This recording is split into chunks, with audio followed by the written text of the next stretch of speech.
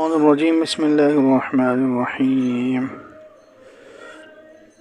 وقل ربي أدخلني مدخل صدق وأخرجني مخرج صدق واجعل لي من لدنك سلطانا نصيرا وقل جاء الحق وزهق الباطل إن الباطل كان زهوقا وننزل من القرآن ما هو شفاء ورحمة للمؤمنين ولا يزيد الظالمين إلا خسارا وإذا أنعمنا على الإنسان أعرض ونأى بجانبه وإذا مسه الشر كان يئوسا قل كل يعمل على شاكلته فربكم أعلم بمن هو أهدى سبيلا.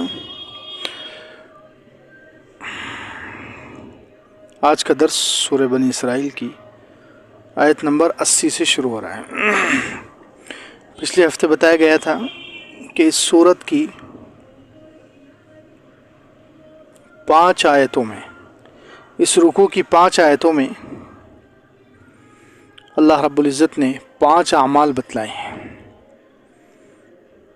اس رکوع کی 5 آیتوں میں اللہ تعالیٰ نے 5 اعمال بتلائے ہیں مسلمانوں کو، مصیبتوں سے، غموں سے، اور خاص طور سے کافروں کے بیچ میں اگر مسلمان گھرے ہوئے ہوں اور کافر بہت زیادہ ظلم و ستم پر آمادہ ہوں، ان کی طرف سے جان، مال، عزت، آبرو، ہر چیز کو خطرہ ہو، تو دوسرا کچھ نہیں کر سکتے تو کم سے کم یہ 5 اعمال مسلمان کر لیں.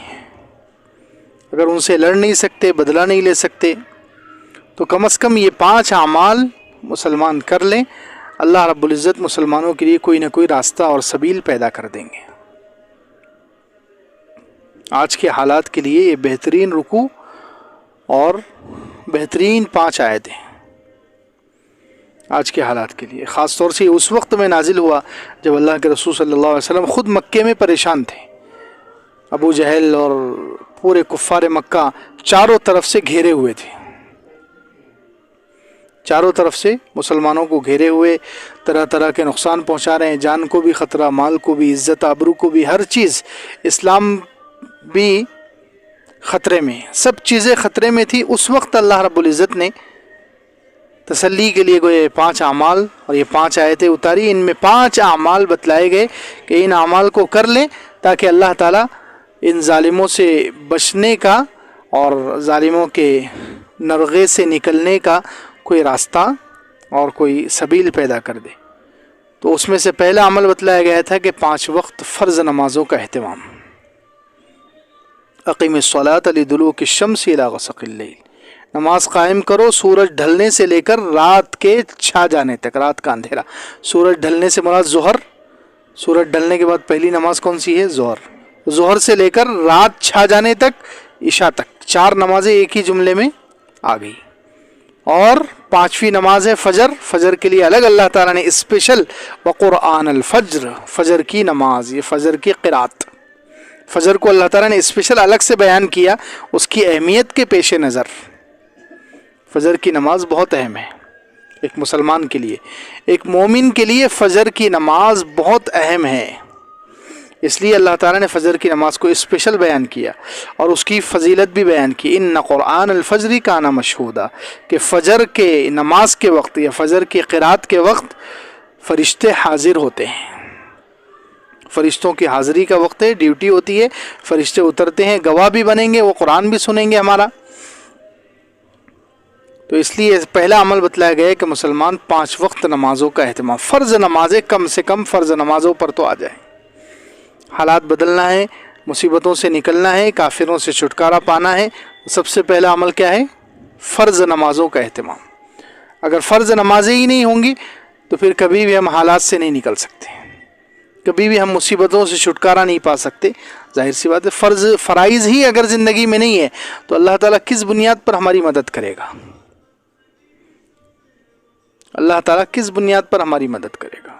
کس وجہ سے اللہ تعالیٰ ہماری مدد کرے گا؟ جب فرائض سے ہی ہم خالی ہو جائیں.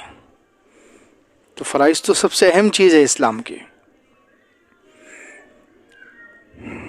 سب سے زیادہ انسان کو اللہ تعالیٰ کا قرب دلانے والی چیز یہ فرائض ہی ہے.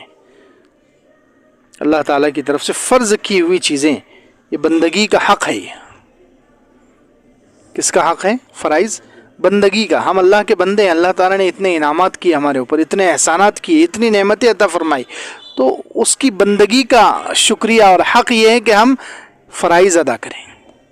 فرائض میں سب سے اہم فرض نماز ہے. روزانہ کی جو 5 مرتبہ روزانہ ہماری طرف لوٹتا ہے یہ حکم، تو اس لیے فرائض یہ اللہ کی بندگی کا حق ہے کہ ہم اللہ کے بندے ہیں. اس کا حق ادا کرنے کے لیے، اس کی نعمتوں کا شکریہ ادا کرنے کے لیے 5 وقت اللہ کے سامنے سر جھکائیں، اور باقی اس کی محبت کا حق ادا کرنے کے لیے پھر نفل چیزیں اور سنتیں.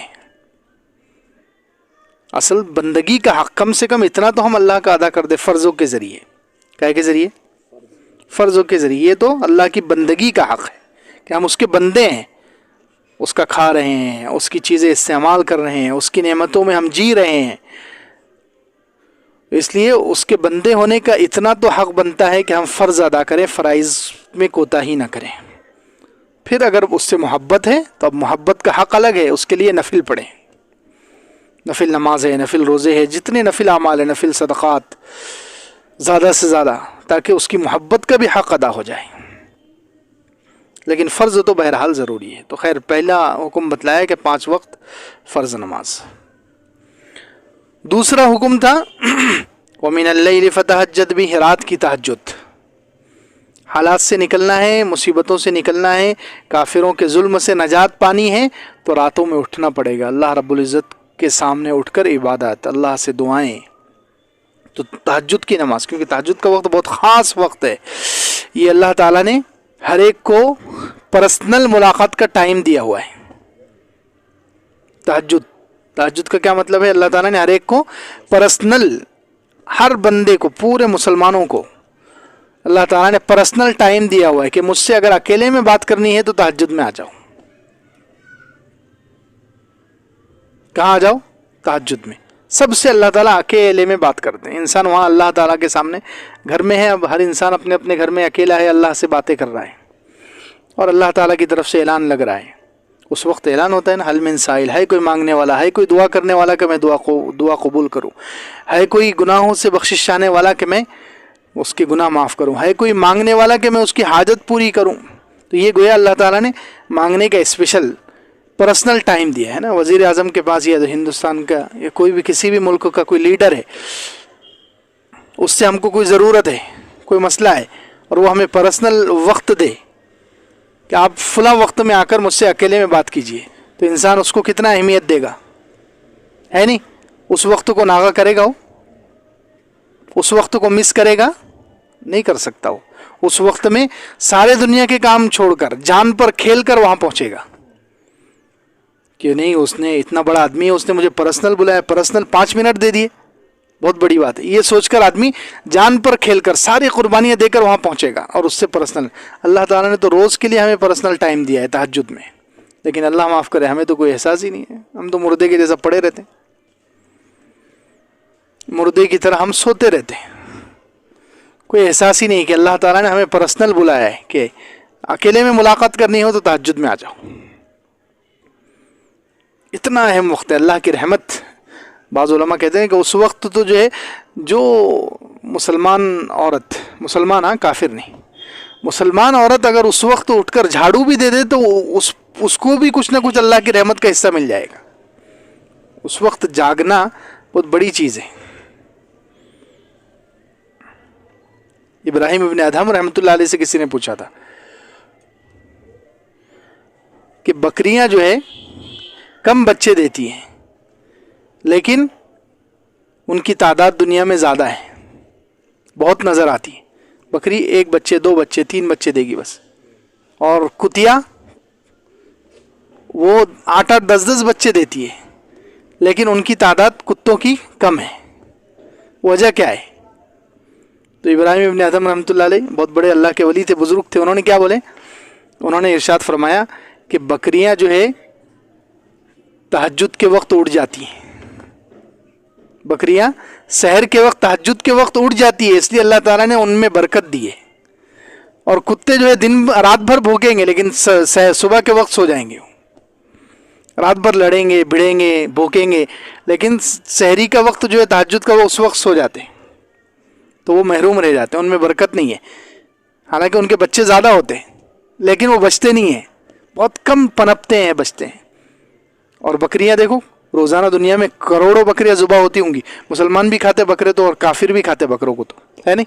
پھر بھی بکروں کا کبھی شارٹیج نہیں, ہر جگہ بکروں کی دکان ہے, بکرے کے گوشت کی دکان ہے کہ نہیں ہے؟ جتنے چاہے خرید لو. کہاں سے آ رہے ہیں؟ یہ برکت ہے ان میں. کس وجہ سے کہ وہ سحر کے وقت اٹھ جاتے ہیں. تو وہ وقت اتنا مبارک ہے, اللہ کرے کہ ہمیں جاگنا نصیب ہو جائے, آمین. تو خیر 2 عمل بتائے گئے پچھلے ہفتے, ایک تو فرض نمازوں کا اہتمام اور دوسرے تہجد کا اہتمام. تیسرا عمل یہاں سے بتلایا جا رہا ہے کہ اگر ایک کافروں سے بچنا ہے, ظالموں کے بیچ میں پھنسے ہوئے ہیں, ظالم ہمارے جان کے بھی دشمن بنے ہوئے ہیں اور ہمارے مال کے بھی, عزت آبرو کے بھی دشمن بنے ہوئے ہیں اور ہمارے پیچھے پڑ گئے ہیں, تو ان سے بچنے کے لیے اگر جہاد نہیں کر سکتے, لڑ نہیں سکتے, تو کم از کم یہ اعمال کر لو تاکہ کچھ نہ کچھ سیفٹی ہو جائے اور کچھ نہ کچھ اللہ تعالیٰ کی طرف سے راستہ نکل جائے. اور بڑا بھی راستہ نکل سکتا ہے, اللہ کے لیے کوئی مشکل نہیں ہے. تو ایک تو بتایا 5 وقت فرض نمازوں کا اہتمام, دوسرے تہجد کا اہتمام کرنا پڑے گا, تیسرے دعا کا اہتمام. اور دعا بھی سبحان اللہ سبحان اللہ, اللہ کی ذات پر قربان جائے. اللہ تعالیٰ نے دعا بھی بتلا دی. اللہ تعالیٰ نے دعا بھی خود یہ نہیں بولے کہ خالی دعا کر لو, تمہیں جو مانگنا ہے وہ مانگ لو, نہیں, دعا کے الفاظ بھی, یعنی پورا جو ہے فارم پور کر کے دے دیا, تم خالی سگنیچر کر لو اس میں. اللہ تعالیٰ نے پورا فارم بھر کے دے دیے, دعا کا پورا فارم, کیا مانگنا ہے وہ دعا خود لکھی ہوئی ہے. سبحان اللہ. آپ جو ہے ہم کو صرف ہاتھ پھیلانا ہے اور اس دعا کو دہرانا ہے جو خود اللہ تعالیٰ کی بتائی, اللہ تعالیٰ کی دعا بتائی ہوئی ہے. تو اللہ تعالیٰ نے تو اسی لیے بتلائی ہے کہ اس کو قبول کرنا ہے. اگر اللہ تعالیٰ نے بتلا دی اور پھر قبول نہیں کریں گے تو نعوذ باللہ مذاق ہو جائے گا. اللہ کی ذات مذاق سے پاک ہے نہیں. کوئی اگر انسان جو ہے ہمیں بلائے اور کوئی چیز جو ہے کوئی میٹر دے, کوئی فارم دے کہ فارم بھرو میں قبول کروں گا, اس پر خالی سگنیچر کر دو, پھر وہ قبول نہ کرے تو ہم کیا بولیں گے, ارے تو مذاق کر رہے, تم نے میرے ساتھ میری بے عزتی کر دی. اللہ تعالیٰ کی ذات اس سے پاک ہے. اللہ تعالیٰ نے خود دعا بتلایا ہے کہ اگر کافروں کے نرغے سے نکلنا ہے, مصیبتوں سے اور پریشانیوں سے نکلنا ہے, تو اس کے لیے دعا بھی اللہ تعالیٰ نے بتلا دی ہے. حضور پاک صلی اللہ علیہ وسلم کو سکھلا دی ہے دعا. تو فرمایا وَقُلْ رَبِّ ادْخِلْنِي مُدْخَلَ صِدْقٍ وَأَخْرِجْنِي مُخْرَجَ صِدْقٍ وَاجْعَلْ لِي مِن لَّدُنْكَ سُلْطَانًا نَصِيرًا. آپ کہہ دیجئے کہ اے میرے پاک پروردگار, ادخلنی مدخل صدق, مجھے داخل کیجئے سچائی کا داخل کرنا, بہترین طریقے پر داخل کرنا, اور مجھے نکالیے بہترین طریقے پر نکالنا.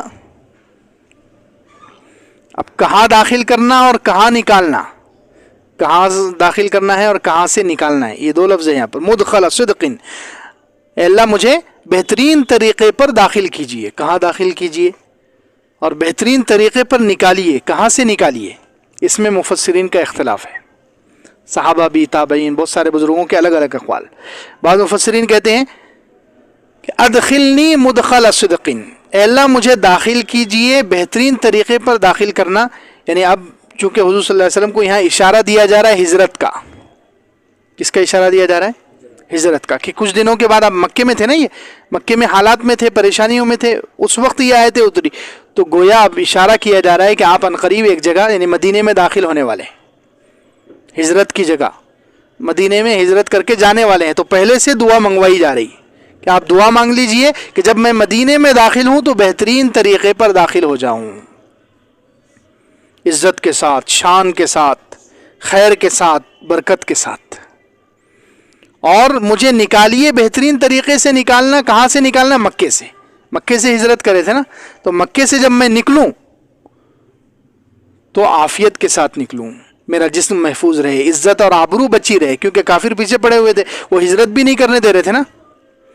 کفار مکہ جو ہے, جو بھی مسلمان ہجرت کرتا اس کو روک رہے تھے وہ, بے عزتی کر رہے ہیں، اس کو مار رہے ہیں، نقصان پہنچا رہے. تو جب میں مکے سے نکلوں تو اچھے سے نکل جاؤں. آپ اچھے بہترین طریقے سے نکالیے، عزت کے ساتھ، آبرو کے ساتھ، عافیت کے ساتھ.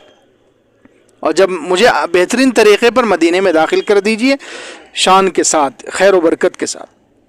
ایک مطلب یہ ہے داخل کرنا، مکے مدینے میں داخل کیجئے، اور نکالنا مکے سے نکالیے. دوسرا مطلب یہ ہے ادخلنی مدخل صدق، مجھے بہترین طریقے پر داخل کیجئے. کہاں؟ بعض مفسرین کہتے ہیں کہ قبر میں. کہاں پر؟ قبر. کہ جب میں قبر میں جاؤں اے اللہ تو بہترین طریقے پر جاؤں، ایمان کے ساتھ، بہت شاندار طریقے سے، پسندیدہ طریقے سے، بہترین موت آئے اور بہترین طریقے پر میں قبر میں اتروں. اور مجھے بہترین طریقے سے نکالیے. کہاں سے؟ قبر سے. جب قیامت میں اٹھوں تو پھر عزت آبرو کے ساتھ اٹھوں، ایمان کے ساتھ، شاندار طریقے پر اٹھوں.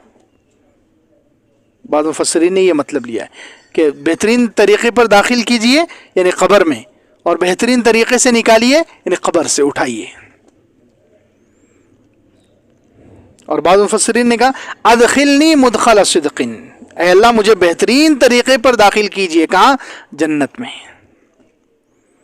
کہاں داخل کیجئے؟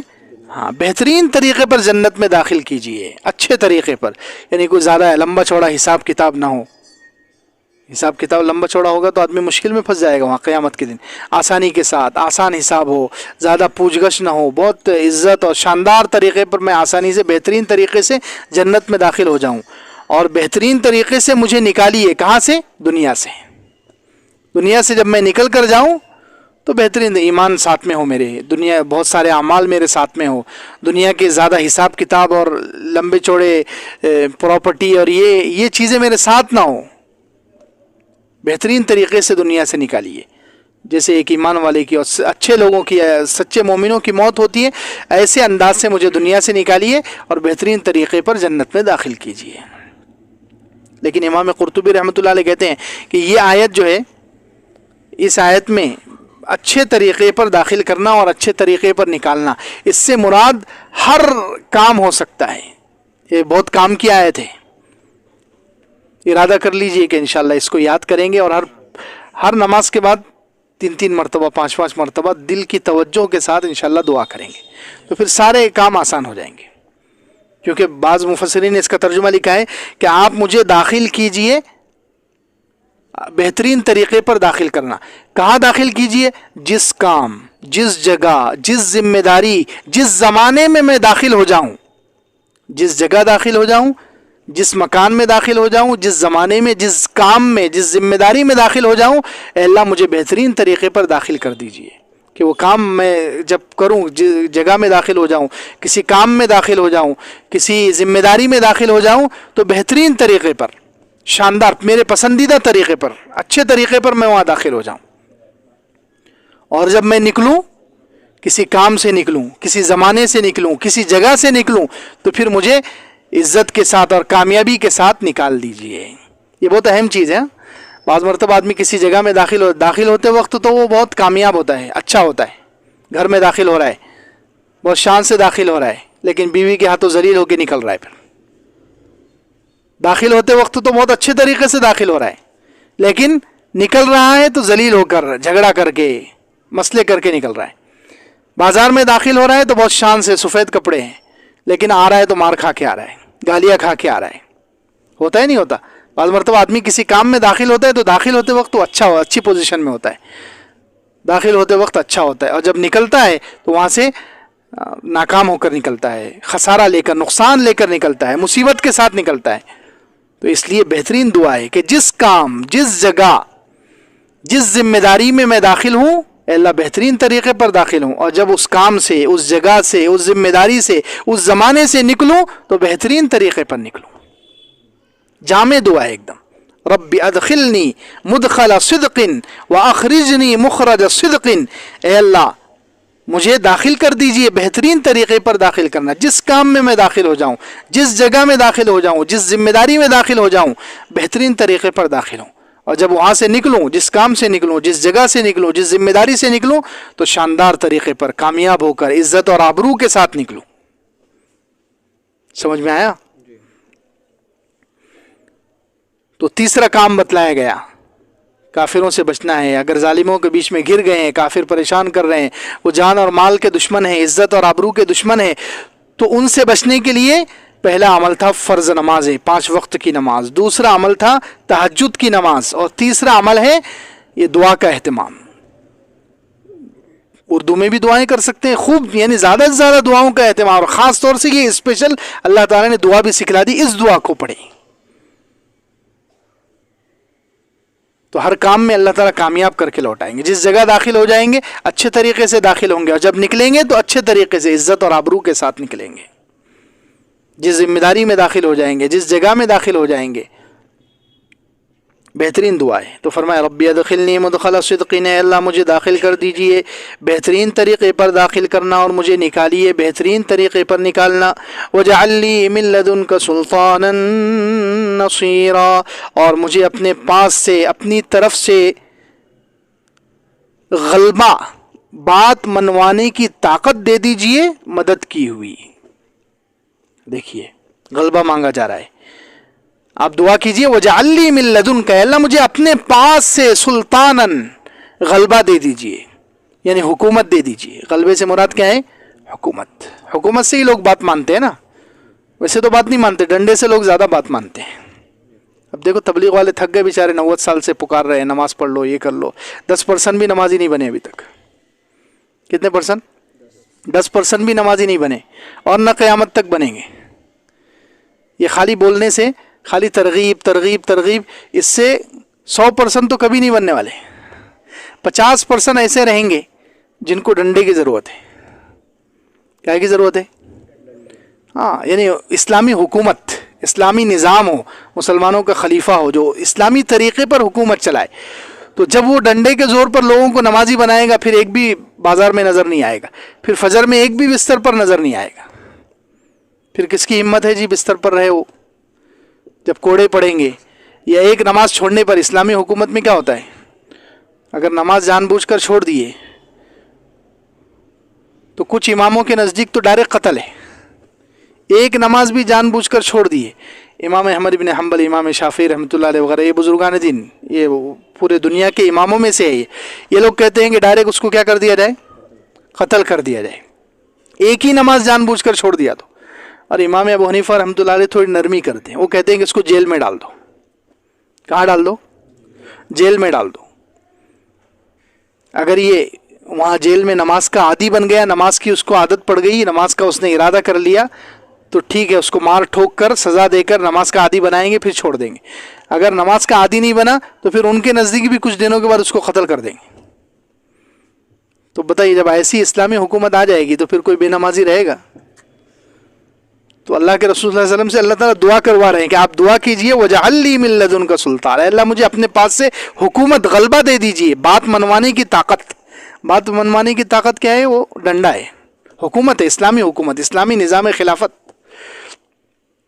یہ جب آ جائے گا تو پھر پورے مسلمان، جتنی برائیاں ہیں، جتنی خامیاں ہیں، سود ہے، شراب ہے، بے نمازی ہے، اور لوگ جو ہے ایک دوسرے کے حق ادا نہیں کر رہے، چوری ہے، جھوٹ ہے، دھوکہ ہے، ایک دوسرے کا مال ہڑپ کرنا ہے، یہ جتنی چیزیں ہیں مارکیٹ سے سب شارٹ ہو جائے گی اگر اسلامی نظام حکومت آ جائے انشاءاللہ 1 سال کے اندر.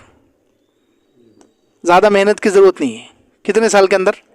1 سال کے اندر سارے جرم، زنا، قتل سب بند ہو جائیں گے. کیونکہ اسلامی نظام خلافت آ گیا ہے، نظام حکومت آ گیا، تو سب کو معلوم ہے کہ زنا کی سزا کیا ہے، قتل کی سزا کیا ہے. تو سب چیزوں کی سزا متعین ہے. پھر کسی کی ہمت ہے کہ وہ جرم کر سکے. اور اب اسلامی حکومت نہیں ہے تو پھر سب کو چھوٹ ملی ہوئی ہے. خوب جرم کرو، جہاں جیل میں چلے گئے، پولیس کے ہاتھ لگ گئے، پیسے دے کر دوسرے دروازے سے واپس آ جاؤ. تو اس لیے جرم بند ہونے کا نام نہیں لے رہے، گناہ اور جرائم کم ہونے کا نام نہیں لے رہے، بڑھتے جا رہے، دن بدن بڑھتے جا رہے. وہ ختم ہوتے ہیں کہے سے؟ اللہ کا جو نظام، حکومت کا نظام، پسندیدہ جو نظام ہے قرآن و سنت کا، وہ جب دنیا میں چلایا جائے گا تو دنیا سے خود بخود جرم ختم ہو جائیں گے، گناہ ختم ہو جائیں گے، ظلم و زیادتی سب ختم ہو جائے گی. تو یہ ہر مسلمان کے اندر تڑپ ہونی چاہیے، جذبہ ہونا چاہیے. اس کے لیے دعا اللہ تعالیٰ نے خود سکھلا دی ہے کہ اللہ آپ اپنی طرف سے سلطاناً، غلبہ، بات منوانے کی طاقت ہمیں دے دیجیے جس میں آپ کی مدد بھی شامل ہو. اللہ کی مدد کے بغیر کچھ نہیں ہو سکتا. ایسی طاقت، ایسی حکومت کہ جس کے ساتھ آپ کی مدد ہو، ایسی حکومت اللہ ہم کو دے دیجیے تاکہ ہم آپ کے نظام کو چلائیں، آپ کے احکامات کو دنیا میں نافذ کر دیں. کیونکہ صرف کتابوں سے، حدیث کی کتاب ہو یا قرآن، صرف قرآن سے بھی اسلامی حکومت نافذ نہیں ہوگی. صرف قرآن بیچ میں، جیسے آج کل تو قرآن ہمارے ہاتھ میں ہے نہیں، پورے مسلمانوں کے گھر میں ہے آج، لیکن گھر میں ہی ہے نا، وہ الماریوں میں ہی ہے، زندگیوں میں نہیں ہے، گلیوں میں نہیں ہے. تو گلیوں میں اگر، اور زندگیوں میں اور گھروں میں اگر اسلامی نظام حکومت لانا ہے تو اس کے لیے صرف قرآن اور صرف کتابیں نہیں چاہیے، اس کے لیے کوئی ایسی جماعت ہونی چاہیے، اس کے لیے کوئی امیر ہو اور جماعت ہو. جیسے اللہ کے رسول صلی اللہ علیہ وسلم امیر تھے اور ان کی جماعت صحابہ تھی، وہ سب نے، اللہ کے رسول صلی اللہ علیہ وسلم نے اور صحابہ نے مل کر اسلامی نظام حکومت چلایا. حضور صلی اللہ علیہ وسلم کے زمانے میں وہ حکومت چلی مدینے میں، پھر عرب میں پھیل گئی، پھر حضرت ابو بکر بنے تو اور وہ پھیل گئی، پھر حضرت عمر رضی اللہ عنہ کے زمانے میں روم، ایران، اور حضرت عثمان رضی اللہ عنہ کے زمانے میں یہاں افغانستان اور یہ روس اور ترکستان، قزاقستان، یہ اس جگہ تک، ایشیا یہاں تک، اور ادھر افریقہ کے کونے کونے تک پورا اسلامی نظام، قرآن کا نظام حکومت پھیل گیا تھا. کیونکہ انہوں نے قرآن ہمارے جیسے چھاپے نہیں تھے، جیسے آج کل چھپ رہے ہیں قرآن، کروڑوں چھپ رہے ہیں، لیکن خالی چھپ رہے ہیں. قرآن چھاپے نہیں، قرآن کے بس انہوں نے 7 نسخے بنائے تھے حضرت عثمان نے. کتنے؟ 7 ضلع تھے، 7 نسخے بنائے پوری دنیا کے لیے، بس 7 ہی قرآن تھے ان کے، لیکن وہ قرآن ان کی زندگیوں میں تھا. وہ طاقت کے زور پر، حکومت کے زور پر انہوں نے پوری دنیا میں قرآن کو چلایا تھا، قرآن کا قانون چلایا تھا. تو پوری دنیا میں قرآن چلتے پھرتے مسلمان قرآن کی تصویر نظر آتے تھے. لیکن آج کل یہ ورق والے قرآن تو کروڑوں اربوں ہیں دنیا میں، ہے نہیں، ہر مسجد میں ہزاروں ہے. لیکن زندگیوں میں قرآن کسی مسلمان کو ہم بتا کر پیش کریں، بھئی یہ قرآن جا رہا ہے، دیکھو، یعنی قرآن کی ایک ایک آیت اس کے اندر فٹ ہے، ایک ایک آیت پر عمل کرنے والا بندہ ہے. ایسے کروڑوں میں ایک آدھ مسلمان بھی نہیں ملے گا آج کل، کروڑوں میں. کیونکہ ہم دعا ہی نہیں کرتے اسلامی نظام حکومت کی. اللہ تعالیٰ خود ترغیب دے رہے ہیں کہ اس کی دعا کیجیے، وَجَعَلْ لِي مِن لَّدُنْكَ سُلْطَانًا نَصِيرًا، مجھے دے دیجیے اپنے پاس سے غلبہ، بات منوانے کی طاقت، سلطاناً نصیرہ، مدد کی ہوئی. تو خیر، تیسرا عمل بتلایا گیا، کافروں کے ظلم و ستم سے بچنا ہے، ان کے نرغے سے بچنا ہے، جان اور مال کو خطرہ ہے، تو اس وقت یہ تیسرا عمل ہے. سمجھ میں آ گیا؟ پہلا عمل 5 وقت فرض نماز، دوسرا عمل تہجد کی نماز، اور تیسرا عمل ہے دعا کا اہتمام، اور خاص طور سے یہ والی دعا جو یہاں لکھی ہوئی ہے، رب ادخلنی مدخل صدق واخرجنی مخرج صدق واجعل لی من لدنک سلطانا نصیرا. ہر نماز کے بعد پڑھنا چاہیے. جیسے میں نے پہلے کہا کہ یہ ہر کام کی آسانی کے لیے، ہر کام کی بہتری کے لیے بہترین دعا ہے. اور اسلامی نظام حکومت جو لوگ چاہتے ہیں ان کو بھی اس دعا کا اہتمام کرنا چاہیے. اور بونس لے لیجئے، جن کو شوگر کی بیماری ہے وہ بھی یہ آیت استعمال کر سکتے ہیں. الحمدللہ یہ آیت سے جو ہے بہت سارے لوگوں کی شوگر بھی کم ہو جاتی ہے. ابھی آگے آ رہا ہے کہ قرآن میں جو ہے شفا ہے، تو قرآن میں جسمانی بھی شفا ہے، روحانی بھی شفا ہے. تو یہ آیت جو ہے شوگر کے لیے بہت مفید ہے. بیری کے پتوں پر یہ آیت پڑھیں 7 مرتبہ، 21 مرتبہ، اور اس کو بیری کے پتوں کو اوٹائیں، اور وہ پانی جو ہے یہ آیت دم کریں اس پر، وہ پانی پی لیں، تو انشاءاللہ شوگر کا لیول کم ہو جائے گا. شوگر کتنی بھی بڑی ہو کنٹرول میں ہو جائے گی. چلیے چوتھا عمل، وَقُلْ جَاءَ الْحَقُّ وَزَهَقَ الْبَاطِلُ إِنَّ الْبَاطِلَ كَانَ زَهُوقًا. چوتھا عمل کیا ہے؟ کافروں کے بیچ میں ہوں، پھنسے ہوئے ہوں، جان اور مال کو، عزت آبرو کو خطرہ ہو، اسلام کو خطرہ ہو، تو چوتھا کام یہ کیجئے، اللہ سے آس اور امید کبھی مت توڑیے. اللہ سے امید پکی رکھیے کہ آخر میں جیت تو حق کی ہونے والی ہے. وقل، آپ کہہ دیجئے، جاء الحق وزهق الباطل، حق آ گیا، باطل چلا گیا، اور باطل تو مٹنے ہی کے لیے ہے. باطل، ان الباطل کان زہوقا، باطل تو مٹنے ہی والا ہے. باطل ترقی کر جائے ہمیشہ کے لیے بلند ہی رہے؟ نہیں، باطل ہمیشہ اونچا رہے، باطل کبھی بھی اونچا نہیں ہوتا. یہ مفتی شفیع صاحب رحمۃ اللہ علیہ نے عجیب بات لکھی ہے. باطل جو ہے کبھی بھی اگر ہم کو نظر آئے کہ کافر لوگ کچھ ترقی کر رہے ہیں، مسلمانوں سے تھوڑے اوپر جا رہے ہیں، یا باطل ہمیں اوپر جاتا ہوا نظر آئے، تو باطل کبھی بھی باطل نیچے ہی رہتا ہے، لیکن وہ باطل والوں کے اندر کچھ حق والوں کی اچھی عادتیں آ جاتی ہیں جس کی وجہ سے وہ اوپر اٹھ جاتے ہیں. سمجھ میں آیا؟ آج جو انگریز، جو یورپ والے، جو دنیا میں ہم کو آگے نظر آ رہے ہیں ٹیکنالوجی میں، دنیا کی چیزیں ایجاد کرنے میں، ہتھیار بنانے میں، دنیا کے ایک سے ایک چیزیں نکالنے میں، تو وہ جو مسلمانوں سے اونچے نظر آ رہے ہیں، مسلمانوں سے اونچے نہیں ہے، وہ نیچے ہی ہے، باطل ہے وہ نیچے ہی ہے. لیکن اونچے کیوں نظر آ رہے ہیں؟ کیونکہ انہوں نے حق والوں کی، مسلمانوں کی جو عادتیں ہونی چاہیے تھی وہ کچھ عادتیں انہوں نے اپنا لی ہیں. ڈسپلن، وقت کی پابندی، محنت، امانت، یہ ایسی صفات ہیں جو اللہ تعالیٰ نے جس کا ہمیں حکم دیا تھا. اللہ تعالیٰ نے ہمیں حکم دیا تھا، اللہ کے رسول صلی اللہ علیہ وسلم نے یہ اعمال ہمیں دیے تھے، لیکن ہم نے چھوڑ دیے. ہم ایک نمبر کے کاہل ہیں، سست، وقت کی کوئی پابندی نہیں ہمارے پاس. سب سے زیادہ وقت ضائع کرنے والی دنیا میں اگر کوئی قوم ہے آج تو وہ مسلمان ہے. وقت ضائع کرنے والے کون ہیں؟ فیس بک، یوٹیوب، اور گھنٹوں بیٹھے ہوئے ہیں روڈوں پر، اس پر. سب سے زیادہ وقت ضائع کرنے والی قوم مسلمان ہے. سست ہیں ہم، وقت ضائع کرتے ہیں ہم، امانت داری نہیں ہے ہمارے اندر، خیانت ہے، کرپشن ہے، دھوکہ ہے. جتنی اچھی صفات جو ہمارے اندر ہونی چاہیے تھی وہ نہیں ہے، وہ انہوں نے اپنا لیے یورپ والوں نے. تو اللہ تعالیٰ نے ان کو اونچا کر دیا. دنیاوی حساب سے ہی، دنیا کی چیزوں میں ہی ہم سے آگے ہو گئے. کیونکہ جو عادتیں ہمارے اندر ہونی چاہیے تھی، وقت کی پابندی، ڈسپلن. دیکھو ہماری جو ہے جتنی عبادتیں ہیں سب اللہ تعالیٰ نے وقت کے ساتھ رکھی ہے. کیا کے ساتھ ہے؟ نمازوں کا وقت متعین ہے نہیں، تو وقت کی پابندی سب سے زیادہ مسلمان میں ہونی چاہیے تھی، ہے نہیں. لیکن آج سب سے زیادہ وقت کی اگر پابندی نہیں کرتے ہیں تو مسلمان لوگ ہیں. وقت کی پابندی نہیں کرتے، اچھے دیندار نہیں کرتے، دینی جلسے وقت پر نہیں ہوتے، وقت کی پابندی نہیں ہے، ڈسپلن نہیں ہے،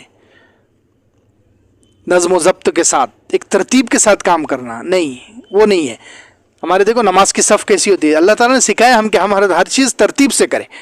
ترتیب سکھائی، اسلام نے نظم سکھایا، ضبط سکھایا، ڈسپلن سکھایا، قانون کی پابندی. لیکن مسلمان نہیں کرتے، امانت داری نہیں ہے. ہم مسلمان اگر کسی عہدے پر چلے جائیں، سرکاری نوکری مل جائے، تو ہم وہاں امانت داری کا خیال نہیں کریں گے.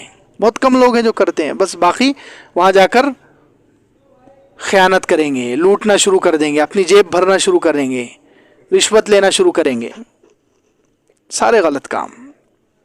تو امانت داری نہیں ہے، صاف صفائی نہیں ہے، کتنی چیزیں جو ہونی چاہیے تھی وہ نہیں ہے، تو وہ انہوں نے اپنا لی. محنت نہیں ہے.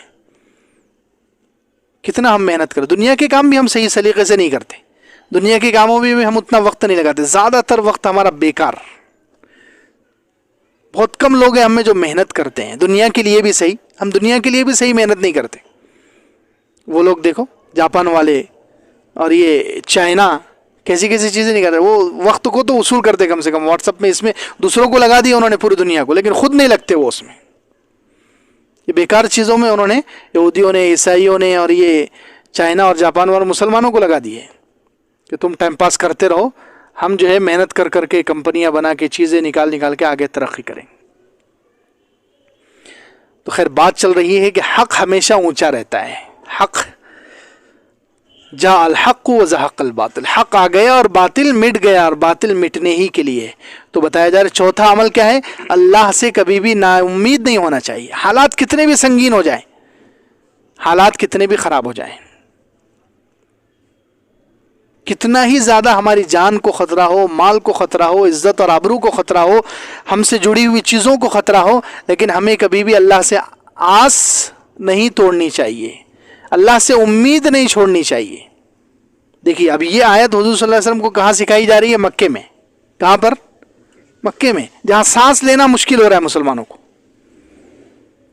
اتنے خطرناک حالات ہیں، گنے چلے انگلی پر گنے جا سکتے ہیں. 100 200 300 لوگ بھی مسلمان نہیں ہوئے مکے میں، باقی سب کافر ہیں.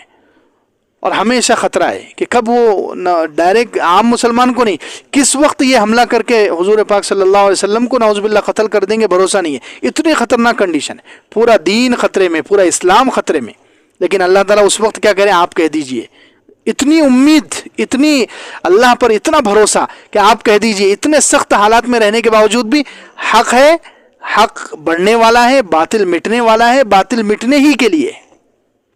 اللہ سے ایسی امید، اللہ پر اتنا بھروسہ، اللہ سے اتنا اچھا گمان رکھیے تو پھر حالات بدلے. حضور صلی اللہ علیہ وسلم نے آس لگائی اور یہ جملوں کا اعلان کیا، مسلمانوں کو اس جملے سے امید ملی، سہارا ملا، انہوں نے اللہ پر یقین کیا، اللہ پر بھروسہ کیا، اللہ سے امید نہیں ٹوٹنے دی. تو پھر اللہ تعالیٰ نے جس مکے سے نکالا گیا تھا، ہجرت کے 8 سال کے بعد وہ مکہ مسلمانوں کے گود میں آ گیا. سوچ نہیں سکتے تھے کہ یہ مکہ اتنا خطرناک ہے. یہاں ابو جہل ایک سے ایک چھوٹے سے چھوٹا کافر جو ہے مسلمانوں کے لیے بہت زہریلا تھا، بہت نقصان دینے والا تھا. لیکن اب وہاں کا سردار بھی گردن جھکا کر حضور صلی اللہ علیہ وسلم کے سامنے کھڑا ہوا تھا، ابو سفیان. ایسا وقت آ گیا 8 سال میں. تو مسلمانوں کو بھی آج ہندوستان کے حالات میں مایوس نہیں ہونا چاہیے. اللہ سے ہمیشہ آس اور امید مضبوط رکھنی چاہیے، اچھا گمان رکھنا چاہیے. تو چوتھا عمل یہ ہے، ٹھیک ہے، چوتھا عمل اللہ سے ہمیشہ امید رکھے، آس رکھے، اللہ سے کبھی بھی مایوس نہ ہو کہ اب کیا ہوگا، اب ہم کہاں جائیں گے. نہیں، اللہ سے ہمیشہ امید رکھے کہ ہم حق پر ہیں، مسلمان ہیں، ہم حق والے ہیں. اور حق کا کام کیا ہے کہ حق ہمیشہ اونچا رہتا ہے، حق ہمیشہ غالب آتا ہے، باطل مغلوب ہوتا ہے، باطل مٹتا ہے، باطل مٹنے ہی کے لیے. 4 عمل سمجھ میں آ گئے. 5واں عمل، وَنُنَزِّلُ مِنَ الْقُرْآنِ مَا هُوَ شِفَاءٌ وَرَحْمَةٌ لِّلْمُؤْمِنِينَ وَلَا يَزِيدُ الظَّالِمِينَ إِلَّا خَسَارًا. 5واں عمل یہ ہے کہ مسلمانوں کو قرآن سے جڑ جانا چاہیے. سبحان اللہ. ہم اتار رہے ہیں قرآن میں سے وہ چیز، ما ہوا شفاء، جو شفا ہے، ورحمۃ للمؤمنین، اور مومنوں کے لیے رحمت ہے. تو مسلمانوں کو قرآن سے، آج ہندوستان کے حالات میں 5واں کام یہ کرنے کی ضرورت ہے کہ قرآن سے ہمارا تعلق مضبوط ہو. ہم تو بھاگ رہے ہیں، بدک رہے ہیں قرآن کی تفسیروں سے، قرآن کی جگہوں سے، قرآن سمجھنے سے، قرآن کے قریب، قرآن سے تعلق، کیونکہ قرآن شفا ہے. وَنُنَزِّلُ مِنَ الْقُرْآنِ، ہم آہستہ آہستہ اتار رہے ہیں قرآن میں سے وہ چیز جس میں شفا ہے، روح کی. اصل تو قرآن میں روح کی شفا ہے. اصل کیا ہے؟ شفا ہے، روح کی شفا ہے، جس کو اللہ تعالیٰ نے صاف طور، سینوں میں جو دل ہے اس کی شفا اللہ تعالیٰ نے 11ویں پارے میں فرمایا کہ ہم اس قرآن کو اتار رہے ہیں جو رحمت ہے، وَشِفَاءٌ لِّمَا فِي الصُّدُورِ، کہ یہ قرآن جو ہے رحمت ہے اور شفا ہے اس کے لیے جو مومنوں کے دلوں میں ہے. شفاء لما فی، سینوں میں جو دل ہے اس کے لیے شفا. تو اصل شفا تو جو ہے قرآن روح کی ہے، کہ روح سے گندگیوں کو، جو کفر اور شرک کا میل ہوتا ہے، یا بدعتوں کا میل ہوتا ہے، یا گناہوں کے اندھیرے ہوتے ہیں، قرآن سب کو مٹا کے رکھ دیتا ہے. اللہ کرے کہ ہمیں قرآن پر ایسا یقین نصیب ہو جائے. ہم قرآن کو نسخہ شفا ہی نہیں سمجھتے، قرآن کو ہم شفا کا ذریعہ ہی نہیں سمجھ رہے، آج کل اصلاح کا ذریعہ ہی نہیں سمجھ رہے. اللہ کے بندو، قرآن سب سے بہترین ایمان کو بڑھانے والی چیز ہے، روح کو مضبوط کرنے والی چیز، روح کو دھونے والی، دل کو صاف کرنے والی. اگر سب سے بہترین کوئی وظیفہ ہے، سب سے بہترین کوئی چیز ہے تو وہ اللہ کا پاک کلام قرآن ہے. شاہ عبد العزیز محدث دہلوی رحمۃ اللہ علیہ، انہوں نے ایک مرتبہ خواب میں حضرت علی کی زیارت کی. کس کی زیارت کی؟ شاہ عبد العزیز محدث دہلوی رحمۃ اللہ علیہ. اتنے بڑے آدمی ہیں وہ، حضرت شاہ ولی اللہ محدث دہلوی، جن کو سارا ہندوستان مانتا ہے، ہندوستان کے سب فرقے والے ان کو مانتے ہیں، اپنا امام مانتے. ان کے بیٹے ہیں شاہ عبد العزیز دہلوی رحمۃ اللہ علیہ. انہوں نے خواب میں کس کو دیکھے؟ حضرت علی رضی اللہ عنہ کو دیکھے. اور کیا پوچھے انہوں نے؟ حضرت علی رضی اللہ عنہ سے پوچھے انہوں نے کہ امیر المومنین علی رضی اللہ عنہ، آج کل بزرگان دین جو تصوف والے ہیں، جو بزرگان دین ذکر اذکار بتاتے ہیں، یہ وظیفے بتاتے ہیں، تو انہوں نے کہا کہ پہلے زمانے میں جیسے لوگوں کی اصلاح ہوتی تھی، جیسے جلدی لوگوں کے دل صاف ہوتے تھے، اور جتنا جلدی لوگ روحانی طور پر ترقی کرتے تھے، آج کل بزرگوں سے وہ کام نہیں ہو رہا ہے. آج کل اتنی جلدی دل صاف نہیں ہو رہے، کیا بات ہے؟ اتنی جلدی دلوں کی اصلاح نہیں ہو رہی، روح کی اصلاح نہیں ہو رہی. حضرت علی رضی اللہ عنہ نے کیا ارشاد فرمایا کہ ہمارے زمانے میں 2 چیزیں اصلاح کے لیے زیادہ استعمال ہوتی تھی، آج کے مسلمانوں نے وہ چھوڑ دیا ہے. آج کے مسلمان، حضرت شاہ عبد العزیز محدث دہلوی رحمۃ اللہ علیہ کو حضرت علی خواب میں کہہ رہے ہیں کہ تم آج کے جو مسلمان ہو، وہ لوگ بزرگوں کے بتائے ہوئے جو وظیفے ہوتے ہیں، چاہے قرآن کی آیت بتائیں یا وہ ذکر کرنے کے لیے دیتے ہیں، چشتیہ سلسلہ ہے تو اس میں 1200 مرتبہ لا الہ الا اللہ پڑھو، یہ بزرگوں کے جو طریقے ہیں وہ حرام نہیں ہے، ناجائز نہیں ہے، جائز ہے. یہ بزرگان دین ذکر بتلاتے ہیں، اتنی مرتبہ یہ ذکر کرو، اتنی مرتبہ یہ ذکر کرو، نقش بندی سلسلے میں مراقبہ کرو، یہ کرو. تو انہوں نے کہا کہ آج کے زمانے کے مسلمان بزرگوں کے بتائے ہوئے وظیفے پر تو بہت عمل کرتے ہیں، لیکن قرآن اور نفل نماز، یہ 2 اہم چیز ہے، اس کا زیادہ اہتمام نہیں کرتے. حالانکہ یہ 2 چیزیں دل کی اصلاح کے لیے ایسی ہے کہ جن کے بارے میں اللہ نے اور اللہ کے رسول صلی اللہ علیہ وسلم نے کہا ہے کہ یہ اصلاح کا بہترین نسخہ ہے، لیکن آج مسلمان اس میں کمزور پڑ گئے. قرآن زیادہ نہیں پڑھتے. بزرگوں کے بتائے ہوئے وظیفے کی تو بہت اہمیت ہے. اللہ تعالیٰ بتلا رہا ہے کہ اس میں شفا ہے، سینوں میں جو دل ہے اس کی شفا اللہ تعالیٰ بتلا رہے ہیں کہ قرآن میں ہے. کس میں؟ تو بزرگوں کے وظائف، بزرگوں کے بتائے ہوئے طریقوں پر تو ہم بہت اہتمام سے عمل کریں گے، لیکن قرآن کی تلاوت زیادہ نہیں ہوگی، کریں گے بھی تو بہت معمولی. تو حضرت علی رضی اللہ عنہ نے خواب میں فرمایا کہ ایک تو قرآن نہیں پڑھتے آج کے مسلمان، زیادہ نہیں پڑھتے، تھوڑا سا قرآن پڑھیں گے. اور نفل کا اہتمام، نفل تو حدیث میں ہے کہ بندہ نوافل کے ذریعے سے اللہ کے قریب ہوتا. ما زال العبد یتقرب الی بالنوافل، بندہ آہستہ آہستہ نوافل کے ذریعے میرے قریب ہوتا ہے، یہاں تک کہ میں اس کو اپنا محبوب بنا لیتا ہوں، میں اس کے ہاتھ بن جاتا ہوں. اللہ تعالیٰ یہاں تک کہہ رہے ہیں کہ نفل نمازوں سے اللہ کا انسان کو اتنا قرب ملتا ہے. تو جو 2 بڑی بڑی چیزیں تھی دل کی اصلاح کے لیے، آج کے مسلمانوں نے ان کو زیادہ تر چھوڑ دیا ہے، ان کو اتنی اہمیت نہیں دے رہے جس کو اللہ تعالیٰ کہہ رہے ہیں، اللہ کے رسول صلی اللہ علیہ وسلم کہہ رہے ہیں، قرآن اور نفل نماز. اس کو چھوڑ کر بزرگوں کے طریقے پر عمل کرنا چاہیے. وہ ایک سیڑھی ہے، ایک ذریعہ ہے، قرآن تک ہی پہنچانے کا ذریعہ ہے، لیکن اس کی طرف بھی توجہ دینی چاہیے. قرآن زیادہ پڑھنا چاہیے اہتمام کے ساتھ. قرآن میں روح کی شفا ہے. اور کیسے کیسے لوگوں کو اللہ تعالیٰ نے قرآن کی برکت سے بدلے، کیسے کیسے سخت دل، کیسے کیسے بڑے ڈاکو اور کتنے بڑے بڑے جرم کرنے والے لوگ. اللہ، قرآن کی ایک ایک آیت سن کر اللہ تعالیٰ نے ان کے دل کی کایا پلٹ دی ہے، ان کی روح پر سے ساری ظلمتیں اور سارے گناہوں کے داغ دھبے اللہ تعالیٰ نے ایک آیت کی برکت سے دور کر دی. اللہ کرے کہ کوئی آیت ایسی ہمارے لیے بھی ہو جائے کہ ہمارے دل میں بھی ایک شگاف پڑ جائے اللہ کی محبت کا. کوئی ایسی آیت جو ہے جو ہمارے دل میں اتر جائے، جس سے ہماری زندگی میں انقلاب برپا ہو جائے. دعا کریں کہ اللہ زندگی میں وہ آیت جلد نصیب کرے، آمین.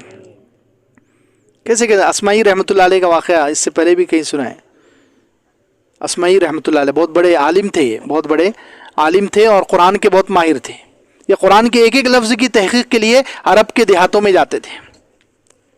قرآن کے ایک ایک لفظ کی تحقیق، کیونکہ اصلی عربی جو ہے وہ دیہاتوں میں ہے، شہروں میں آ کر لہجہ بدل جاتا، یہ بدل جاتا. اس لیے اللہ کے رسول صلی اللہ علیہ وسلم کو بچپن میں ہی تربیت کے لیے کہاں بھیج دیا گیا تھا؟ دیہات میں. مکے سے دیہات میں بھیج دیے تھے نا حضرت حلیمہ سعدیہ کے پاس دودھ پینے کے لیے. تو وہ عرب لوگ اس لیے بھیجتے تھے، دودھ بھی پلانا مقصد ہوتا تھا، اور اصلی عربی سکھانے کے لیے دیہات میں بچوں کو بھیجتے تھے تاکہ اصلی عربی ان کو آئے.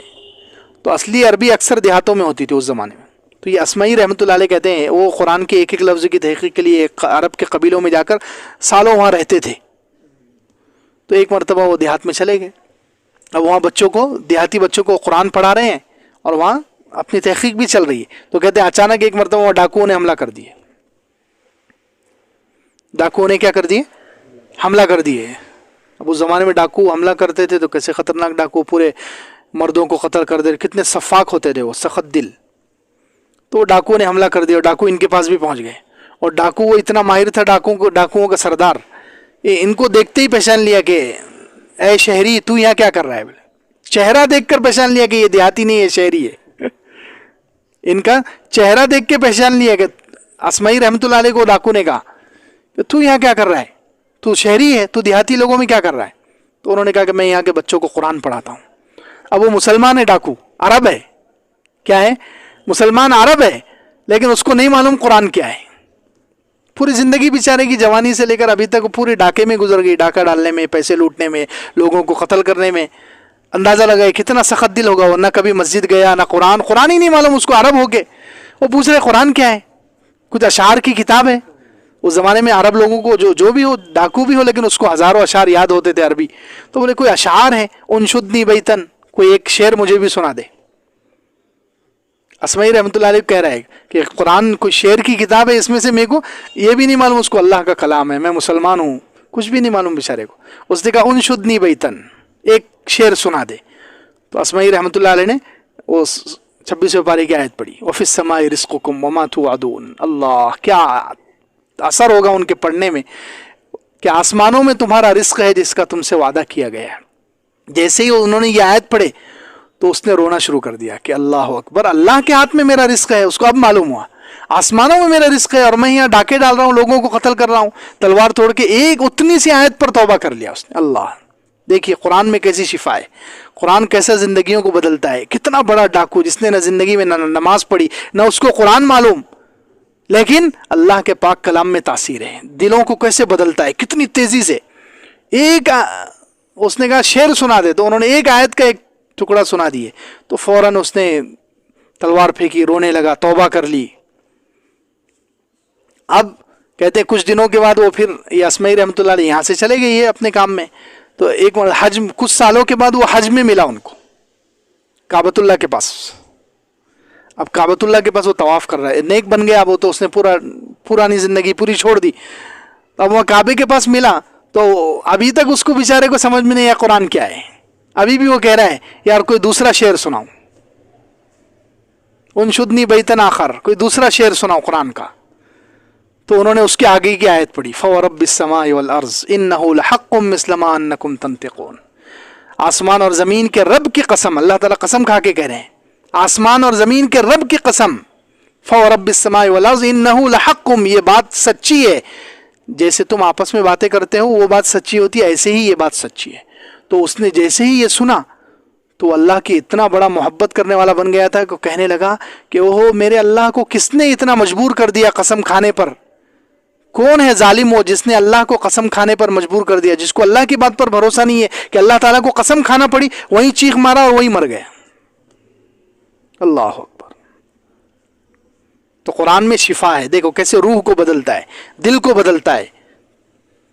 तो रूह की भी शिफा है और बोनस नफ़ा ये है कि वो जिस्म की भी शिफा है। जिस्मानी बीमारियों को भी अल्लाह ताला इसकी बरकत से, लेकिन मसला ये है कि आज मुसलमानों ने सिर्फ इसको ज़ाहिरी शिफा का, जिस्मानी शिफा का ही ज़रिया समझ लिया है। हमें यकीन तो होना चाहिए कि कुरान से अल्लाह ताला जिस्मानी बीमारियों को भी दूर करते हैं। हज़ारों लोगों की बीमारियां दूर हुई, अभी एक साहब जो है उन्होंने अजीब बात सुनाई। WHO जो दुनिया का आलमी सेहत का इदारा है, यहूदी ईसाई सब लोग उसमें शामिल हैं, WHO वर्ल्ड हेल्थ ऑर्गेनाइजेशन।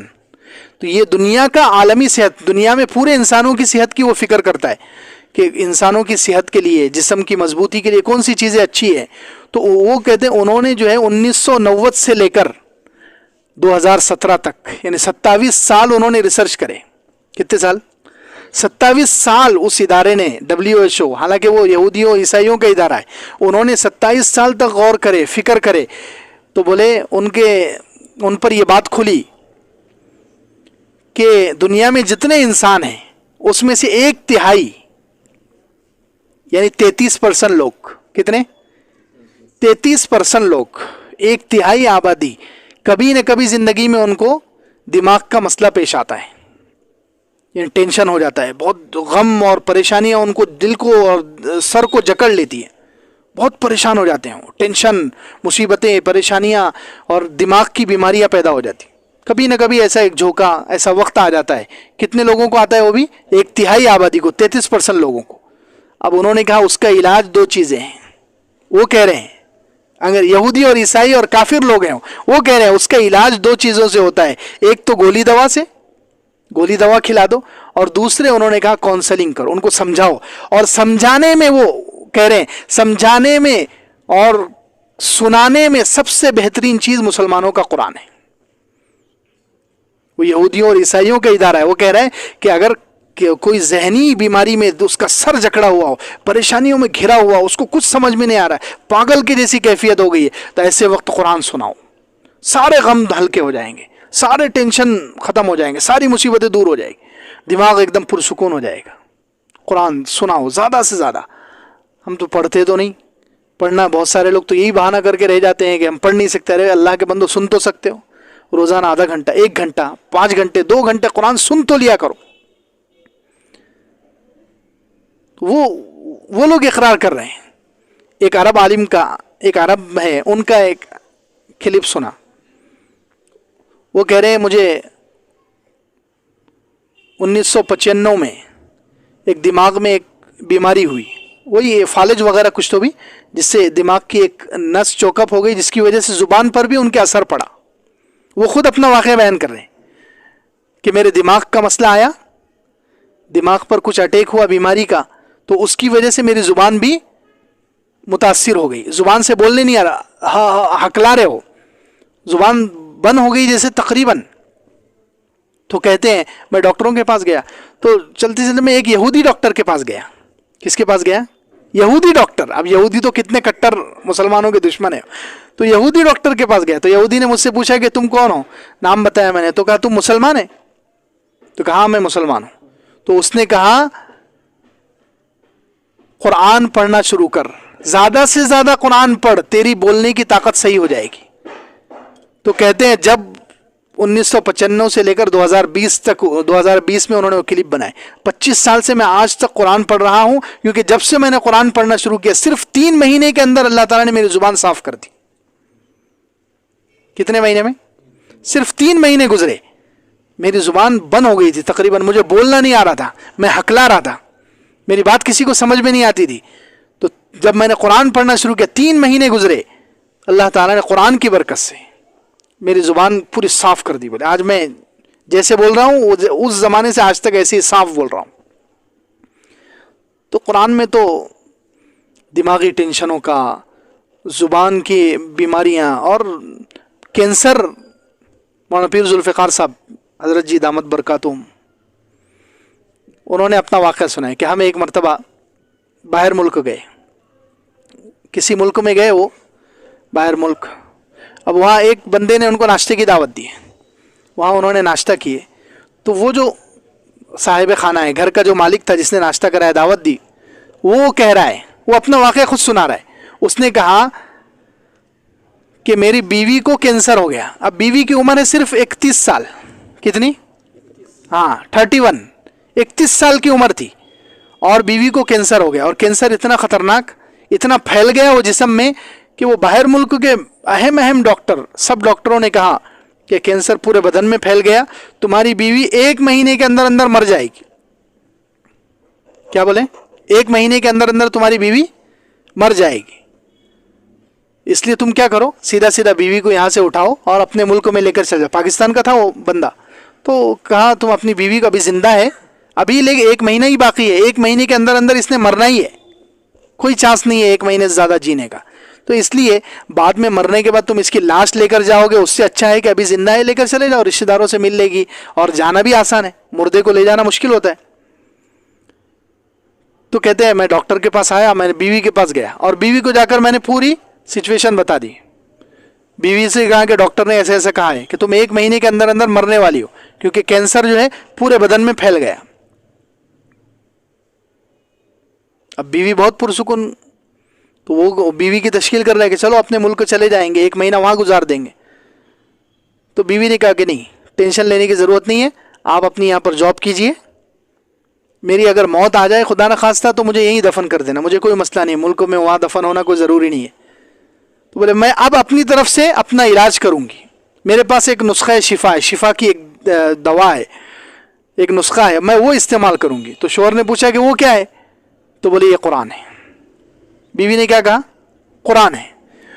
تو اس نے, وہ آدمی بتا رہا ہے خود اپنی بیوی کا واقعہ, تو بولے میری بیوی نے اس وقت سے لے کر, جب ڈاکٹروں نے کہا کہ 1 مہینہ باقی ہے موت کے لیے, اس وقت سے لے کر روزانہ وہ فجر کے بعد ناشتہ کر کے قرآن پڑھنے بیٹھتی, مغرب تک روز ایک قرآن, روزانہ ایک قرآن پڑھنا شروع کیا. آج 4 سال ہو گئے, وہ الحمدللہ صحت کے ساتھ زندگی گزار رہی ہے. وہ ڈاکٹروں نے تو 1 ہی مہینہ بولے تھے, لیکن ابھی 4 سال ہو گئے اور اب کوئی بیماری نہیں ہے, کوئی پریشانی نہیں ہے. سبحان اللہ. تو قرآن میں تو سب کچھ ہے, لیکن کوئی مانے بھی تو اس کو, کوئی اس پر یقین بھی تو کرے, کوئی اس پر بھروسہ بھی تو کرے, کوئی اس سے تعلق بھی تو جوڑے. ہم اس کو کچھ سمجھتے ہی نہیں, نعوذ باللہ. تو روح کی بیماری ہو, جسم کی بیماری ہو, ساری بیماریوں کے لیے اللہ تعالیٰ نے قرآن اس لیے کہا کہ جب مسلمان پریشانی میں ہوں, گر جائیں, عزت اور آبرو کا, جان اور مال کا خطرہ ہو, کافروں کے بیچ میں ہو, تو 5واں کام یہ کرو, قرآن کو مضبوطی سے پکڑو, قرآن سے تعلق جوڑو, دیوانہ وار دیوانے بن جاؤ قرآن کے. تو فرمایا وَنُنَزِّلُ مِنَ الْقُرْآنِ مَا هُوَ شِفَاءٌ وَرَحْمَةٌ لِّلْمُؤْمِنِينَ. ہم آہستہ آہستہ اتار رہے ہیں قرآن میں سے وہ چیز جو شفا ہے. اصل تو دل کی شفا, روح کی شفا ہے. جب روح کو شفا ملتی ہے وَرَحْمَةٌ لِّلْمُؤْمِنِينَ, تو یہ مومنین کے لیے رحمت بن جاتا ہے. جب انسان کا دل صاف ہو جائے, مومن کی روح صاف ہو جاتی ہے, تو پھر یہ قرآن مومنین کے لیے کیا بن جاتا ہے؟ رحمت بن جاتا ہے. وَلَا يَزِيدُ الظَّالِمِينَ إِلَّا خَسَارًا, اور ظالموں کے لیے نہیں اضافہ کرتا مگر نقصان. قرآن جو ہے ظالموں کے لیے نقصان بڑھاتا ہے, مومنوں کے لیے شفا اور رحمت بڑھاتا ہے. مومنوں کے لیے اچھائی ہے اور کافروں کے لیے نقصان میں اضافے کا سبب ہے. کیونکہ جتنا قرآن اترے گا کافر لوگ اتنا اس کا انکار کریں گے. پہلے 10 آیتوں کا انکار کرتے تھے, اب اور 10 آیتیں اتر گئی تو 20 کا انکار کریں گے. تو ان کے کفر میں اضافہ ہوا یا نہیں ہوا؟ ان کی نافرمانی میں تو قرآن جو ہے ان کی سزا بڑھاتا ہے, ان کی نافرمانی بڑھاتا ہے. اور مسلمانوں کے لیے رحمت. مسلمانوں کے پاس پہلے مثال کے طور پر 10 آیتیں تھی اور 10 آ گئی, تو اب ظاہر پہلے 10 کا ہی ثواب ملتا تھا, اب 20 پڑھ رہے ہیں تو پوری 20 کا ثواب ملے گا, پورے 20 کی برکتیں ملے گی, 20 کے اندر جو خیر ہے وہ ملے گی. تو جتنا قرآن اترتا جاتا ہے مومنین کے لیے رحمت بڑھتی جاتی ہے, مومنین کے لیے خیر بڑھتی جاتی ہے, مومنین کے لیے برکت بڑھتی جاتی ہے, اور کافروں کے لیے خسارہ اور نقصان بڑھتا جاتا ہے. جتنا قرآن اترتا ہے وہ انکار کرتے جاتے ہیں, وہ اس سے دور بھاگتے ہیں, تو اور زیادہ وہ پریشانی اور عذاب کا شکار ہوتے ہیں. الحمد لله رب العالمين. سبحان ربي العلي الأعلى الوهاب وإلهكم إله واحد لا إله إلا هو الرحمن الرحيم. اللهم لك الحمد شكرا ولك المن فضلا. اللهم لك الحمد كالذي تقول خيرا مما نقول. اللهم صل على سيدنا محمد وعلى آل سيدنا محمد وبارك وسلم. اللهم إنا عبيدك بنو عبيدك بنو إمائك نواصينا بيدك ماض فينا حكمك عدل فينا قضاء